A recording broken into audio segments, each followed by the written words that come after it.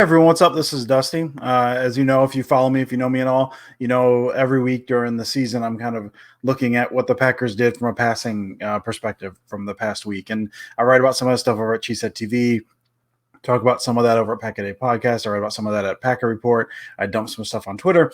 But there's some stuff I like to dig into a little bit more. I like writing about that stuff, but there are some things I feel like I can't quite fully get across everything over writing. And so I'm going to try to do just whenever I feel like it, whenever the spirit moves me, pop up and do a video every now and then, 3 to 5 minutes, hopefully, probably longer than that because I talk entirely too much.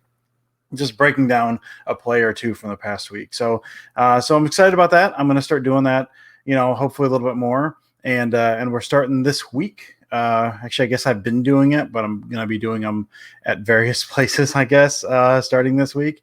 And so this week, I say I like to look at stuff from the previous week, but this week we're going back to the Vikings game, to the earlier Vikings game, because it's important. So this is I'm not going to spend a whole lot of time on this.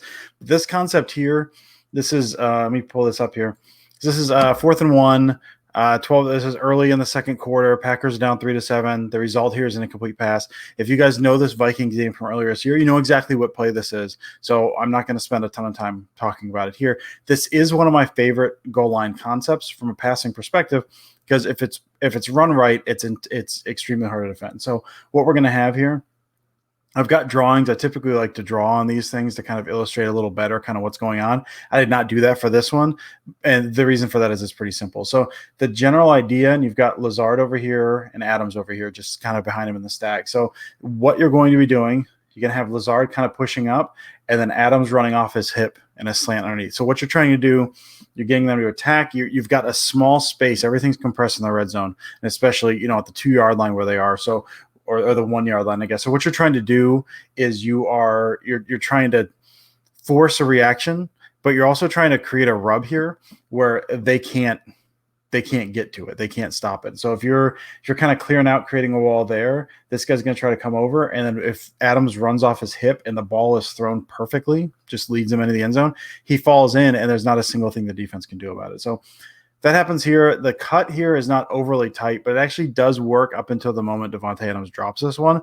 But we can see the action of this, how it works. And I'll stop it a few times. Just for funds, I guess. We're going to see this here. So you can see, okay, that kind of push out here. So Lazard occupies this man here. And it's not illegal. It's not offensive pass interference. Lazard is pushing out on a route. And then again, it's not the tightest run here because you can see this dude kind of shooting under the gap here.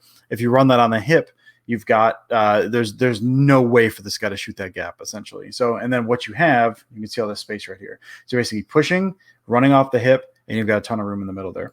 And Rodgers, and you can see him here, I guess. Like Rodgers knows he has it immediately, so we're going to have him, and the ball is out, perfect, hits him, Adams falls in, incomplete.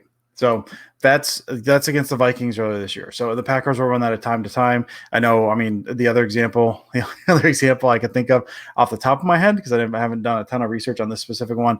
You think I think last year the Eagles game, the one that ended up popping, that was the interception that essentially ended the game. That was where the guy had, I think, VS's arms pinned behind him, or whatever that was. That was kind of this same basic idea. So two examples and both of them incomplete at the goal line. So that's not great. I should come up with different examples. Anyway, this is from this past week. So this is not 4th and 1, but this is 3rd and goal from the 3. 9:26 remaining in the first quarter. And it's tied. And as you can see, the result here, I'm putting the results down here because it's not a spoiler. We've all seen this. We know what's going to happen. The result's a touchdown. Now we've got it over here. So this is MVS and this is Adams. So this, same kind of look. We've got it flipped. At least this part of the play is flipped over to the right side. And it's going to look roughly the same, right? At least from the beginning. And the Texans are looking for that. And the Packers assume they're going to be looking for that because then they call something different. So what we're going to have, we've got my drawings here. It looks like the same basic thing. It looks like, and we're going to have a quick release here. We're going to have kind of a push up, push in against this 2-man look here. And you can see now, I'll talk about this for a second. You can see where these guys are so tight up, why some of this rub stuff works, because you have to react quickly down in this area of of the field. And then if you've got this kind of crisscross action, this guy's trying to get underneath, which we'll see in a second, trying to get underneath and try to get over the top, you have limited, the motions have to be quicker because you have limited space to recover. It's not like you can run back and get anything. If a guy springs open immediately, it's a touchdown. It's over like that. So you're trying to create a reaction, and in this case, you're running counter to it. So they're giving this a look, this little follow slant, which again, they ran in week 1 against Minnesota. So they have run it this year. Slightly different, Lazard was the last time, and Lazard was not active in this game clearly. But so the same basic idea. What we're going to have instead of running that, Adams is going to kind of step in to sell that, and then he cuts to the outside. So we're going to see how that goes.